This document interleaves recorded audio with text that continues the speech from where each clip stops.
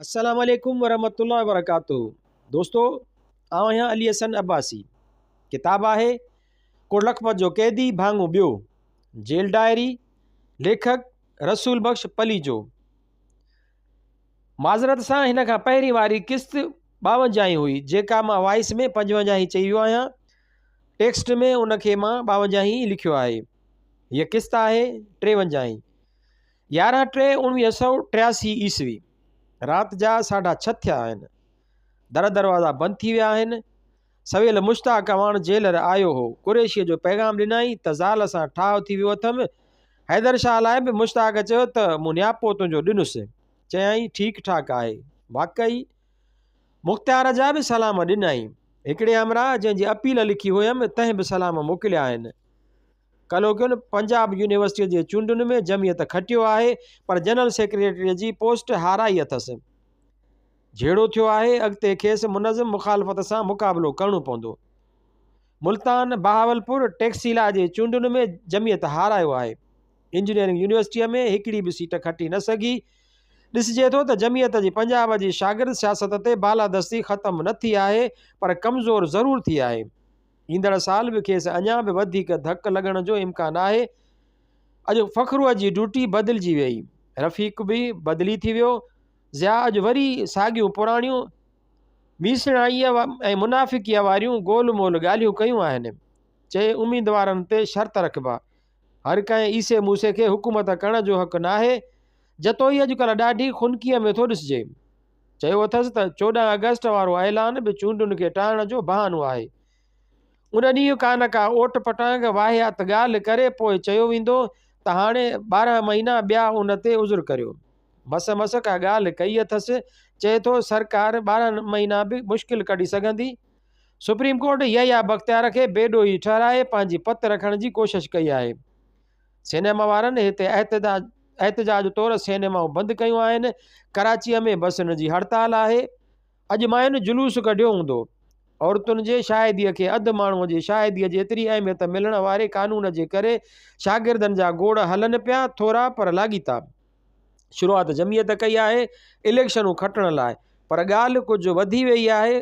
ॾिसिजे थो त हुकूमत खे मुंहुं बुछड़ो करणो पवंदो, न त रोज़ु किथे न किथे को न को गोड़ करियो बीठो हूंदो। बहरहाल ही साल सरकार सुख सां ऐं बिना खुटके जॾहिं पूरो करे सघे। शिया हज़रात इमाम बाड़े जे बाहि लॻण ख़िलाफ़ु गोड़ करे पंहिंजी ॻाल्हि मञाई त हाणे के सुन्नी हज़रात उथिया आहिनि। जे असांजी न मञींदा त असीं गोड़ कंदासीं। शियनि खे ॾिनल रिआयतूं नामंज़ूर आहिनि, उहे रद्द करियो। जतोई चए थो त सिंध में चंद हलकनि खां सवाइ ॿियनि हलकनि में MRD जूं तनज़ीमूं ठही वियूं आहिनि। कल्ह मुंशी याकूब सां डिघी कचहरी थी। ज़ात जो गुजर आहे, शुरूअ जो वाक़िफ़ आहे, पीपल्स पार्टीअ जो फिदाई आहे। चए थो त बाबा नंबरदार आहे, उहो लीग में आहे, भाउ जमात इस्लामीअ में ऐं पीपल्स पार्टीअ में। अमा असांजूं खटूं परे परे विझंदी हुई त मतां ॻाल्हाईंदे ॻाल्हाईंदे पाण में विड़ी न पवनि। ईरान जो नओं हमिलो जारी आहे। इसराइल ऐं फ़लस्तीनी क़त्ल आम जी तहक़ीक़ात कमीशन जी रिपोर्ट करे घोटालो हले पियो। जनीवा में ॻाल्हियूं हलनि पियूं अमेरिका ऐं रूस जे विच में। कार्डोवेज़ बि हितां फिरी वियो आहे। अॼुकल्ह लिखण ते दिलि ई नथी चवे। ख़तनि जा जवाब बि पूरा कोन ॾिना अथमि। मोले ॾिनूं सलीम परवेज़ जे ख़तनि जा जवाब रहियल आहिनि। अॼु उत्तर कोरिया जे रेडियो जो प्रोग्राम ॿुधमि। ॾखिण Korea, Australia, Holland, Japan, Nepal, Ceylon जा प्रोग्राम अॻु ॿुधा अथमि। सभु इतफ़ाक़ सां उत्तर कोरिया वारे अनाउंसरियाणीअ फसी अंग्रेज़ीअ में इमाम आयतुल्लाह ख़ुमैनीअ जो शान पे बयानु कयो। मसइलो पेचीदो आहे। चीन अमेरिका जो यार थियो आहे। उत्तर कोरिया रूस खां थधी आहे, पर अमेरिका ख़िलाफ़ु उहा ई बाहि ॿारियो अचे। रूस इख़्तिलाफ़नि जे बावजूदु अमेरिका जे ॾखिण कोरिया में मौजूदगीअ ख़िलाफ़ु सख़्तु एहतजाज थो करे। दरअसल रूस इख़्तिलाफ़नि जी ॻाल्हि बि कान थो करे। उत्तर कोरियाई यार को नगमो पिया ॻाइनि। मग़रबी तर्ज़ जो थो लॻे, पर आहे इनक़िलाबी जोश ऐं जज़्बे वारो ज़बरदस्त। चीनी इनक़िलाबी अदीब चुपो जो नालो जेको नाविल जेको पढ़ियल आहे सो वरी पढ़णु शुरू करियां थो। अॻे ॾाढो वणियो होमि, ॾिसां हाणे मज़ो ॾिए थो या न। अज़ीम पोरियत सक़ाफ़ती इनक़िलाब जे दौर खां अॻु जी तख़लीक़ आहे, पर तब आलीशान आहे। चूपो उन वफ़द में शामिल हो जेको काफ़ी अॻु पाकिस्तान जे दौरे ते आयो हो। हैदराबाद में आया हुआ ऐं उते आउं साणसि मिलियो होसि। वफ़द जी क़यादत सॉन्ग ऑफ यूथ जवानीअ जो नगमू नाले नाविल जी लेखिका येंग मो पे कई। 12/2/1983 ईस्वी। शाम जो रेडियो खोलियुमि त कंहिं गैर मुल्की स्टेशन जे ख़बरुनि में पाकिस्तान जो नालो ॿुधुमि। ॿोली सम्झ में कान आई, का यूरोपी ॿोली हुई। कुझु देरि बाद कंहिं ॿी स्टेशन जे अंग्रेज़ी ख़बरुनि खां पोइ नामा निगारनि जे वाता मुख़्तलिफ़ मुल्कनि में थियल ताज़ो वाक़िअनि में लाहौर में औरतुनि जे मुज़ाहिरे में मथनि थियल लाठीचार्ज जो अहवालु ॿुधुमि। सोचियमि शायदि मास्को हूंदो, पर उहो घटि माण्हू ॿुधंदा आहिनि। पर उहा स्टेशन BBC निकिती। राति जो हिंदी ख़बरुनि में तफ़सीली अहवालु ॿुधुमि। उन वाक़िए जी अहमियत बाबति सोचींदो रहियुसि त केतिरी क़दुरु आहे। 13/2/1983 ईस्वी। सुबुह जो आसमान में झुड़ आहे, ॿाहिरि वेठो आहियां।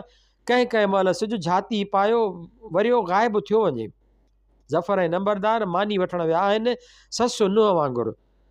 छो त मानी फ़क़ति ज़फ़र खे वठणी आहे, पर नुंहुं संदसि ससु बिना कीअं वञे। अॼु पाकिस्तान रेडियो ॿुधायो त कालो के वाक़िए बाबति अदालती तहक़ीक़ कराई पई वञे डिस्ट्रिक्ट मजिस्ट्रेट हथां। कान का बदमाशी फॿाइण जो उहो बहितरीन ऐं मुजरिब नुस्ख़ो आहे। बाबा को बि तबसरो न करियो, अदालती तहक़ीक़ात जारी आहे। तबसरो कंदा त अदालत जी बेअदबी थी पवंदी, सभु ॾोही थी पवंदा। अख़बारुनि लाइ बि माण्हुनि जी घोड़ा न छापण लाइ ठाहु को बहानो आहे। माण्हू मारे अदालती तहक़ीक़ात जो हुकुम ॾेई वञी सरे खां बांह ॾेई सुम्ही रहो। को चूं बि कोन कंदो। अख़बार अचे त ॾिसूं त उन नुस्ख़े केतिरी क़दुरु करामत ॾेखारी आहे। अॼुकल्ह वक़्तु तमामु बेदर्दीअ सां ज़ियान पियो थिए, को बि कमु नथो पहुचे। हफ़्ते में हिकिड़ो ख़त बि लिखियो नथो थिए। अलाए कहिड़ी सुस्ती आहे। 14/1983 ईस्वी। दब जाग थी पई। आधी राति नंबरदार खे सॾु करे पुछियुमि, आवाज़ु छाजो आहे? चयाईं, सर जी बारिश कान हुई, ॼण सरकारी घोड़नि जी टाप हुई। सॼी राति हला हुई। अधु कलाकु बीहो, वरियो शुरू थिए। ॿपर अची थिया आहिनि, अञा बि बसि कान कई अथसि। 2 लिफ़ाफ़ा मिलिया सरकार बहादुर वटां। सूरज, मुसरत ऐं गंदलीअ जा ख़त। सिजावल में फंक्शन थियण जो इतलाउ आहे ऐं उन में ॻोठां शरीक थियलनि जी पूरी फ़हरिस्त आहे। अदागुल जी कार वठण जो इतलाउ आहे। सलीम जे धीअ जो नालो मीरा रखियो वियो आहे। होचीमू, अनीता, ससुई, अयाज़, लतीफ़, होश मोहम्मद, मुजीब, सूंह, अमरता ऐं हाणे मीरा बि नाला त अजीब माण्हुनि जा रखिजी विया आहिनि। हाणे ॾिसूं त उन्हनि नालनि वारा फाड़ा कहिड़ा था मारीनि। ज़फ़र खां पुछियुमि, सवात में बरसाति घणी पवे? थोरी। हर महीने 2 दफ़ा घटि में घटि पवे। सारो साल हिते बि बरसाति वरियो फिरियो बीठी आहे। सिंध जो हाल ई कोन्हे, ख़ासि करे वीचारे थर ऐं कोहिस्तान जो। कारी अल्लाह दिता साहिबु रोज़ ईंदो आहे, ज़फ़र खे सबक़ ॾेई वेंदो आहे, कचहरी बि जाम करे। आराई क़ौम जी मज़लूमियत ऐं कन आराइन चौधरियुनि जी क़ौम सां वफ़ादारीअ जूं ख़बरूं पियो कंदो आहे।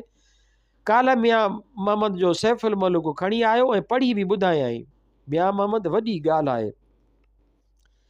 किसे और किसे दे अंदर दर्द अपने भी कुछ होवन, बिन पीड़ा तासीराना ही बेदर्दी कदी रोवन। जेके ॿियनि जा किसा बयानु कजनि, तन में कुझु पंहिंजा दर्द बि शामिलु हुअणु घुरिजनि। दर्द बिना तासीर कोन्हे, बेदर्द कॾहिं था रोअनि। 15/1983 ईस्वी। राति तकलीफ़ सां गुज़री। सुबुह जो ईअं नाश्तो पे कयुमि त मोहतरम जनाब कारी अल्लाह दिता साहिबु पहुची विया। ॾाढा हाल अहवाल थिया। मायुनि जे मुज़ाहिरे जी ॻाल्हि निकिती। चयईं, औरत खे ख़ुदा जेको मर्तबो ॾिनो आहे उहो ई रहंदो। ये इस्लाम ख़िलाफ़ बग़ावत आहे। उन्हनि जी उहा सज़ा घटि आहे। मूं चयसि, मौलाना सुर्त कजो, ॾाढी दुर सां कमु पियो अथव। अहिड़ो नमूनो करियो जीअं औरतुनि खे मज़हब बाबति अव्हां जी 1400 सालनि खां मड़ियल जागीरदार परस्त, साम्राज परस्त, इंसान दुश्मन तशरीह जी असुल अवाम दुश्मन हक़ीक़त जी ख़बर न पइजी वञे। खुलफ़ाए राशिदीन जे ज़माने खां पोइ अरब मुसलमाननि खे आसपास जे मज़लूम क़ौमुनि जे मुसलमान अक्सरियत वारनि इलाइक़नि तोड़े गैर मुस्लमान अक्सरियत वारनि इलाइक़नि ऐं मुल्कनि खे हिकिड़े पासे हथियारबंद जिस्मानी हमिलो कंदड़ फ़ौज ऐं ॿिए पासे अव्हां जी किताब बरदार रूहानी हमिलो कंदड़ सरकार परस्त ज़ाहिरी आलमनि जी फ़ौज तल्फ़ ऐं ताराज कयो आहे ऐं जागीरदार तबिके खे मज़ा कराया आहिनि ऐं तव्हां पाण बि ऐश करे हुकुम हलाया आहिनि। ॾिसो मतां पाकिस्तान जी हीअ ड्रिघनि वारनि वारी ख़तरनाक 4 करोड़ फ़ौज अव्हां जी ऐं अव्हां जे यार हाकिम तबिकनि जे इक़्तिदार खे रोले में न विझी छॾे। उन्हनि खे घटि मतां सम्झो। पंहिंजीअ ते आयूं तव्हांजा समूरा सरकारी तशरीहुनि वारा किताब ऐं वाइज़ उते ई रहिजी वेंदा। सरकारी मज़हब जो घणो बुनियाद आहे ई औरत जे अंधे अक़ीदत ते जे औरतूं बि ॻाल्हि खे सम्झी वियूं त ज़िलज़िलो अची वेंदो। चयाईं त क़ुर शरीफ़ में साफ़ लिखियो पियो आहे त औरतुनि जी अधु शायदी आहे। मूं चयो औरतूं चवनि थियूं त उहा ॻाल्हि कर्ज़नि जे वसूलीअ बाबति चयल आहे। क़ुर जी आयत जी उहा अव्हां वारी तशरीह ग़लति आहे। त चयाईं औरतूं केरु थींदियूं आहिनि तशरीह करण वारियूं। मूं चयो हुज़ूर औरतूं बीबी ख़दीजा, बीबी आयशा, बीबी फ़ातिमा रज़ी अल्लाह ताला अन्हा, बीबी राबिया बसरी ऐं ॿियूं घणो कुझु थींदियूं आहिनि। औरतूं कारी अल्लाह दिता साहिबा जहिड़नि कारी साहिबनि खे ॼणींदियूं आहिनि, उन्हनि जूं भेणियूं थींदियूं आहिनि, उन्हनि जी औलाद खे वजूद ॾींदियूं आहिनि।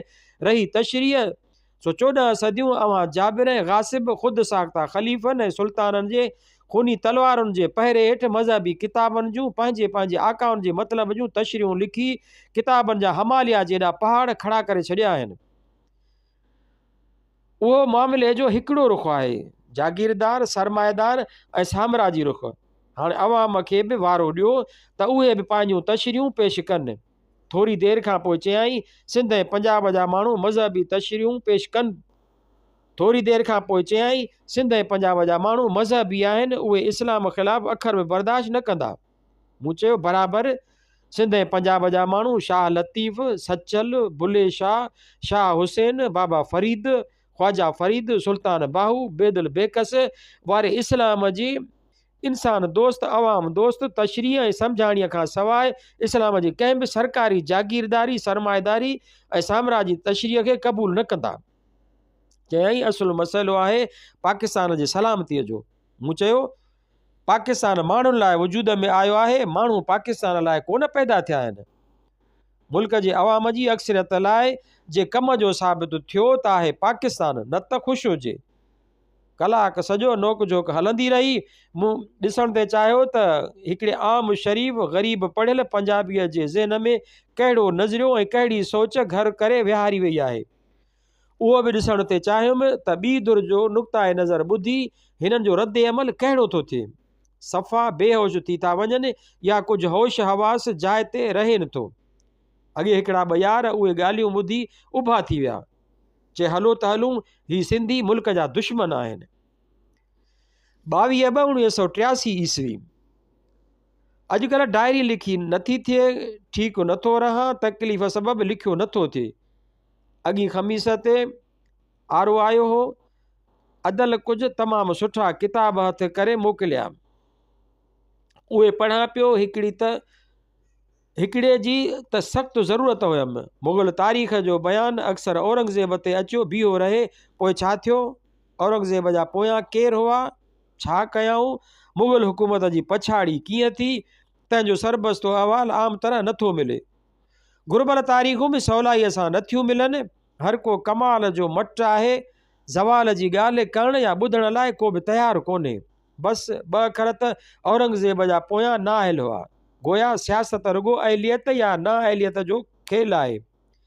ॿिया समाजी इक़्तिसादी वग़ैरह वग़ैरह कारण थींदा ई कोन्हनि। उन दौर जे हिकिड़े मुग़ल अमीर जी हयातीअ जे अहवाल मां उन दौर बाबति काफ़ी घुर्बल मवादु मिलियो। काल अगच्चु ख़त लिखियमि। मंज़ूर मोहल आज़ादु थी वियो। कमर ज़मा बि 3 ॾींहं अॻु आज़ादु थी वियो। कारी अल्लाह दिता साहब 2 ॾींहं गुम हो, काल वरी आयो। अॼु बि आयो पर कंहिं सॾुसि सो माड़ीअ ॾांहुं वियो आहे। को मिलण आयो अथसि। हींअर उहो अहवाल पे कयाई त जमात इस्लामी उलमा जे इतिहाद लाइ मीटिंग सॾाई हुई। पंहिंजे 10,000 आराई बिरादरीअ जो ज़िक्र कयाई। जेल जे डिप्टी साहब तरफ़ां इज़त मिलण जी ॻाल्हि कयाई। शीन वारनि तरफ़ां माइटीअ जी ॻाल्हि आई आहे।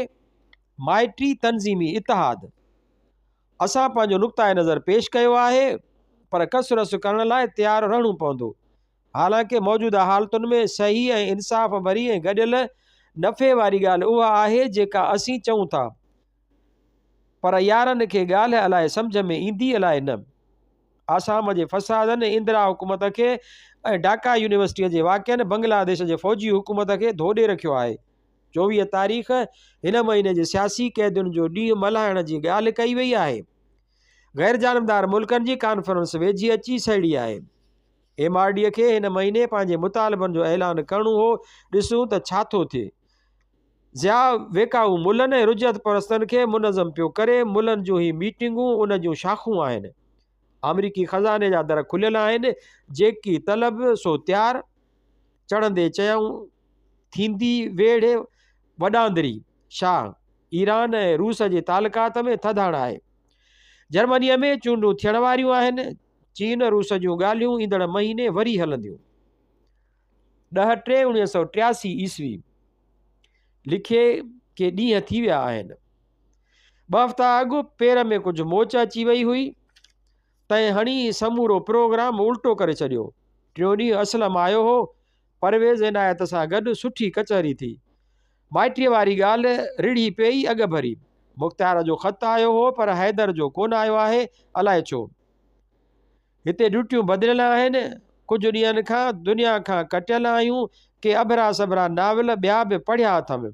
हिते जी ख़ासि शाही ॾमर जी शिकार हमराहनि मां हिकिड़े लिखियो आहे, उर्दू साथी तव्हां क़ैद ऐं ॿियनि ज़ालिम हथ कंडनि खे लाॻीतो बर्दाश्त कंदा रहो था। उहा ॻाल्हि ॾुखारी थी त अवां मुहकम आज़ादी ऐं अज़म वारी शख़्सियत आहियो। अवां जहिड़ीअ तरह हिकिड़े मज़लूम ऐं मारियल सिंधी क़ौम जी नुमाइंदगी कई आहे, तंहिं लाइ असीं तव्हांखे सलाम था करियूं। 20 सदी क़ौमुनि जे आज़ादीअ जी सदी आहे। विच ओभर खां वठी ॾूर ओभर ताईं जेका फड़फोट ऐं बेचैनी नज़र अचे थी, सा क़ौमुनि तरफ़ां ग़ुलामीअ जी पांजारी उछलाए फिटी करण जे जिदोजहद जे करे आहे। पाण वटि पंजाबी शावनिज़म ऐं बालादस्तीअ जे ख़िलाफ़ सिंध बलोचिस्तान ऐं सरहद जे अवाम जी जिदोजहद उन ॻाल्हि जो सबूत आहे त हीअ सदी आज़ादीअ जी सदी आहे। अवां जहिड़नि साथियुनि जो साबित क़दम रहणु असांखे हौसलामंदी ऐं जज़्बो अता करे थो। असां तव्हां जहिड़नि उन्हनि साथियुनि खां जेके अमल जे करे सीनियर आहिनि उहो सिखियो आहे ऐं सम्झो बि अथऊं त जेसीं ताईं समूरियुनि क़ौमुनि खे बराबरीअ में हिक जहिड़ाई जा हिसा न ॾिना वेंदा, तेसीं ताईं न मुल्क खे गॾु रखी सघिबो ऐं न उन में ख़ुशहाली ऐं मज़बूती ईंदी। मर्कज़ ते पंजाब जो ग़लबो आहे। फ़ौज ऐं नौकरशाही पंजाब सां वास्तो रखे थी। जेसीं ताईं इदारे खे टोड़बो न, तेसीं ताईं हिक जहिड़ाईअ जा हक़ न मिली सघंदा। उहा ॻाल्हि असीं सम्झूं था त पंजाब जा अवाम बि अणसिधीअ तरह हिन फुरलुट जो साथ ॾेई रहिया आहिनि, पर उन्हनि खे ऊंदह में रखियो पियो वञे। उन जो हिकिड़ो कारण उहो बि आहे त प्रोपेगेंडा जी सख़्तु खोट आहे ऐं पंजाब जा ग़रीब अवाम नंढियुनि क़ौमुनि जे मसइलनि खां बेख़बर आहिनि। असीं उन नज़रिए जा शागिर्द आहियूं ऐं असांजो तालुक़ु पंजाब सां आहे। पंजाब जेका ज़्यादती करे रहियो आहे उन लाइ असीं शर्मिसार आहियूं। 10/5/1983 ईस्वी पूरा 2 महीना डायरीअ खे हथ न लाहे सघियो आहियां। ठीकु कोन होसि, काफ़ी तकलीफ़ हुई।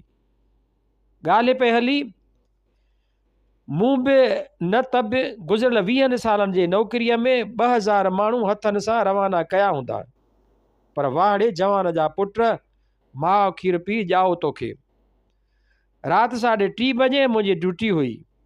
वञा त तयारु थियो वेठो आहे, विंझी सिंझी पेरनि में ॿेड़ियूं हणायो वेठो हो। बाक़ी कलाक अधु हो, को न चवंदो त ही माण्हू को ॿिए तरफ़ ॾांहुं संभरियल आहे। चओ त को घोट आहे जो ॼञ सां गॾु वञिणो आहे। पेरनि में पियल ज़ंजीरनि खे छणकाए उन्हनि जे साज़ ते ॻायाई पए। हो लंबी लंबी उमरिया को छोड़ो, प्यार कर ले घड़ी दो घड़ी। आवाज़ को मिठो होसि छा। पोइ माहिया ॻायाई भुटे तां हिकिड़ो नगमो ॻायाई जेको मूंखे यादि त कोन्हे, पर मतिलबु होसि त हीअ राति ज़रूरु खुटंदी। असांजा अवाम आज़ादीअ जो सिजु उभारींदा। असांजा साथी मोटी ईंदा ख़ुशियुनि जा ख़ज़ाना खणी। ईअं ॻाईंदो रहियो, मजाल आहे आवाज़ किथे टुटे कमज़ोर थिए। पेरनि में ॿेड़ियूं, हथ पेर ॿधल, मथां हथ कड़ियूं असांजे घेरे में, पर तख़्ते ॾांहुं ईअं नारा हणंदो पए हलियो ॼण फातिह पाण हो। ॿिया सभु संदसि अॻियां हीणा। कंहिंखे अखि खणी संदसि अखियुनि में निहारण जी हिमत न थिए थी। तख़्ते ते बीही वरी बि नारा हयाईं, तंज़ीम ज़िंदाबाद, ज़ुल्फ़कार अली भुट्टो ज़िंदाबाद, ज़ियाउल हक़ मुर्दाबाद। कारो कपिड़ो मुंहं ते विधाऊंसि त बि नारा जारी हुआ। शींहं जो बचो जंहिं शान सां हिते असां वटि आयो, उन सां ई हलियो वियो। ॻाल्हि कंदे संदसि गलो भरिजी आयो, अखियूं आलियूं थी वियसि। पहिरियां ई संदसि माइटनि, माउ पीउ भाउ भेण सभिनी खे गिरफ़्तार करे हिते बंदि करियो वेठा हुआ। उतां खेनि हिते आणे आख़िरी मुलाक़ात कराए लाश हथ में ॾेई वापसि रवानो कयऊं।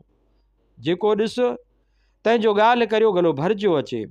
हर कंहिंजे अखियुनि ते आलाण हिते जे हज़ारे कैदियुनि तोड़े सिपाहियुनि जो हीरो हो। हर कंहिंखे संदसि हिम्मत ऐं बहादुरीअ ते नाज़ हो, ॼण त हू संदनि ज़िंदगियुनि जी समूरियुनि बेइज़तियुनि, मजबूरियुनि, हीणायुनि ऐं ज़िल्लतुनि जो जवाबु हो। संदसि हर वक़्तु ऐं हर हालत में ऊचो कंधु मुरकंदड़, ॻाल्हाईंदड़, बाएतमाद चहिरो, ॼण असुल में संदनि ई कंध ऐं संदनि ई चहिरो हो, जेकी दुनिया खां लिकल हुआ ऐं मौक़ो मिलण ते ज़ाहिर थिया हुआ। हिननि पाण खे हिन जे रूप में हिन जहिड़ो ॾिठो थिए। हू संदनि अंदर में लिकल अरडनि उधमनि जो निशान हो। के माण्हू हूअं ठीकु ठाक हूंदा आहिनि, पर कंहिं न कंहिं कमज़ोरीअ, मजबूरीअ ऐं हालतुनि जे सितम करे ऐन वक़्त ते वीचारा टुटी पवंदा आहिनि। ही तोड़ ताईं जीअं हो तीअं रहियो, पाण अॻे खां अॻिरो उन ॻाल्हि माण्हुनि जूं दिलियूं मोहे विधियूं ऐं संदनि दिलियुनि में हिकु नओं वेसा पैदा थियो त अहिड़ा माण्हू जंहिं ॻाल्हि लाइ हीअं खिलंदे कुॾंदे सूर्य ते चढ़ियो वञनि, सा ॻाल्हि बि का ॻाल्हि हूंदी ऐं थियणी बि ओस आहे। जन साह ॾेई वे साह ॾिनूं वारी ॻाल्हि आहे। ही बखर जो नौजवान रज़ाक झरना, जंहिंखे उन राति चौधरी ज़हूर इलाहीअ जे क़त्ल जे इल्ज़ाम में फांसीअ ते चाढ़ियो वियो। 20/6/1983 ईस्वी, 1 महीने 10 ॾींहंनि खां पोइ पियो लिखां। कुझु महीना अखियुनि जे सूर करे काफ़ी तकलीफ़ सां गुज़ारिया आहिनि। लिखण त छा, पढ़ण बि अक्सर नामुमकिन हो। 11:30 थिया आहिनि ॾींहं जा। रेडियो तां तेलुगु गीत पिया अचनि। रंधिणे में अनवर मुग़ल मुशक़ती ॿोड़ पियो रधे। पाण वीचारो रोज़े सां आहे, भलो माण्हू आहे। ज़फ़र घणा ॾींहं थिया आहिनि आज़ादु थी वियो आहे। मूंखां जेका मदद पहुती कईमांसि। महीनो मुआफ़ी वठाए ॾिनीमांसि। रेल जी टिकेट सरकार खां 100 रुपया हड़ा, नौकरीअ लाइ सिफ़ारिशी ख़त पिशावर जे हिकिड़े असर वारे माण्हूअ ॾांहुं वग़ैरह वग़ैरह। जीअं वियो आहे तीअं संदसि ख़त कोन आयो आहे। पोयां हिकिड़े अमरा ख़त लिखियुसि संदसि ॾिनल एड्रेस ते, उन ते बि जवाबु कोन आयो। ज़फ़र खां पोइ फलक न्याज़ पठाण आयो। पुछियोमांसि कमु कहिड़ो कंदो हुए? चई खीसा कटींदो हुउसि। ॻाल्हि ॻाल्हि ते रोयो विझंदो हो। चई आउं यतीम आहियां, वली खान जे ॻोठ जो थे चवायाई। बीमार हो, इलाजु करायोमांसि पर ठीकु न थियो। वरी अली अकबर पठाण आयो, फ़ौज मां भॻल हो, भलो माण्हू, पर उन जी वरी बाग़ ते ड्यूटी हणी छॾियाऊं। वरी ॿियो पठाण गुलज़ार आयो पिशावर जो। ही ठीकु माण्हू हो, पर संदसि जल्द पिशावर जेल बदिली थी वई। हुजे हा त उहो मूंखे पछतो गच सेखारे सघे हा जो सम्झू हो। ॿिया सफ़ा बेसम्झ हुआ। हाणे पंजाबी मिलियो, सभिनी खां वधीक महिनत ऐं ख़िदमत थो करे। अॻे हिकु ॿ पंजाबी मुफ़्तख़ोर हुआ। हीउ सुठो आहे, मुंहिंजो खाधो सॼो मुशक़ती खाईंदा आहिनि जो आउं अॻे जे भेट में वधीक खाइण जे बावजूदि अञा को हिसो मस थो खाई सघां। असगर नंबरदार अख़बार वठणु वियो हो। हींअर दांह खणी आयो त डेवड़ी वारा ॻाल्हि नथा ॿुधनि। दारोगे ॾांहुं चिठी लिखी ॾे। चिठी खणी वियो आहे। अंब इलाही पर बीमारी नथी छॾेनि। लाचार काल चकर चीफ खे चवाए मोकिलियुमि त अंब पटाए खणी वञी कैदियुनि खे विराहे ॾेई छॾ, मतां पोइ ख़राबु न थी वञनि। मालूम थियो त कैदियुनि बदिरां मालिकनि वटि वेंदा। अॻे साल सभु अंब नंबरदार चोराए पटे खणी विया। हिन साल सख़्ती कयमि पर अंब कम जा न निकिता। चयुमि पचनि पोइ कैदियुनि खे खाराइबा। स्कीम कामयाबु न थी। भींडियुनि जा राज सवाली आहिनि। टमाटा ऐं मिर्च बि थिया आहिनि, कुझु गिदिरा बि। जेको सवाल थो करे तंहिंखे ॾियां थो। अञा टमाटनि ऐं मिर्चनि में देरि आहे। 2-3 ॾींहं मोतीअ जा 3-4 ॿूटा लॻाया हुआसीं, ॿिया सड़ी विया, बाक़ी 2 अञा आहिनि। राति जी राणी खे पाणी कोन मिलियो, सा ज़रे घटि सड़ी वेई। हाणे मस सिसी मथे खईं अथसि जो पाणी मिलियो अथसि। हिन किताब में लेखक जूं कुझु यादगार तस्वीरूं आहिनि, जन जो तफ़सील हिन रीति आहे। लेखक सां गॾु मोहम्मद इब्राहिम जोयो ऐं तारिक अशरफ, पस मंज़र में नसीर मिर्ज़ा। लेखक मज़दूर कारकुननि खे लेक्चर ॾींदे लेक्चर में वेठल मोहम्मद ख़ान भुरगड़ी, अयाज़ ख़ासखेली, इमदाद पंवर ऐं ॿिया। जनवरी 1992 ईस्वीअ में क़ौमी लॉन्ग मार्च जे सखर खां कराची पहुचण ते मोहतरमा बेनज़ीर भुट्टो लेखक जो इस्तक़बाल कंदे विच में नज़र ईंदड़ शगुफ्ता जुमाणी। ऑल पार्टीज़ कॉन्फ्रेंस खां पोइ लेखक नवाबज़ादा नसरुल्लाह ख़ान ऐं एतिज़ाज़ अहसन। 1989 ईस्वीअ में ANP जे कन्वेंशन में लेखक सां गॾु वली ख़ान, गुलाम अहमद बिलोर वेठल जॾहिं त हबीब जालिम शेर पढ़ंदे। हैदराबाद में शहीद फाज़िल राहूअ जी वरसीअ जे मौक़े ते लेखक सां गॾु स्टेज ते मोहम्मद ख़ान भुरगड़ी, गुलज़ार जुमाणी, नवाज़ पठान, ज़ाहिद शेख, ख़ैर मोहम्मद ख़ासखेली ऐं रेहाना शेख। लेखक मुस्तफ़ा कुरैशी, सैयद आलम शाह, अयाज़ लतीफ़ पलीजो, इनायत बलोच, ख़ादिम शाह, नूरुल हुदा शाह, ज़रीना बलोच, रुबीना कुरैशी ऐं मुमताज़ निज़ामाणी। लेखक क़ौमी लॉन्ग मार्च जी क़यादत कंदे साणस गॾु मोहम्मद इब्राहिम जोयो, ख़ालिद सिंधी, नूर नबी राहूजो, आरब केरानू ऐं मुश्ताक राजपर। हिकु अदबी प्रोग्राम में लेखक सां गॾु शेख अयाज़, मोहम्मद इब्राहिम जोयो, सोबो ज्ञानचंदाणी ऐं ॿिया। हिकु सियासी इजलास खां पोइ लेखक गुलाम मुस्तफ़ा जतोई ऐं फाज़िल राहू। ACARC जी रिहाण में लेखक सां गॾु नूरुल हुदा शाह, ज़रीना बलोच, आकाश अंसारी, नुज़रत पठान, अयाज़ लतीफ़ पलीजो, अमरीन हिसबाणी, फ़ैरोज़ मेमुन ऐं जलाल। मताब महबूब जे घर हिकु दावत में लेखक कादर जूणे जो, मुस्तफ़ा कुरैशी ऐं आगा सलीम। हालिड में लेखक सां गॾु करामत ऐं मीज़बान।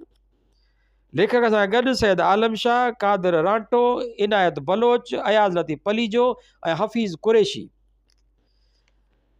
ACARC जे प्रोग्राम जनवरी 1993 ईस्वीअ में लेखक मोहम्मद इब्राहिम जोयो, इमदाद हुसैनी, अयाज़ लतीफ़ पलीजो, याकूब मुग़ल, मक़सूद मेमुण, सुंदर चांडियो, एजाज़ मंगी ऐं डॉक्टर न्याज़ चन्ना।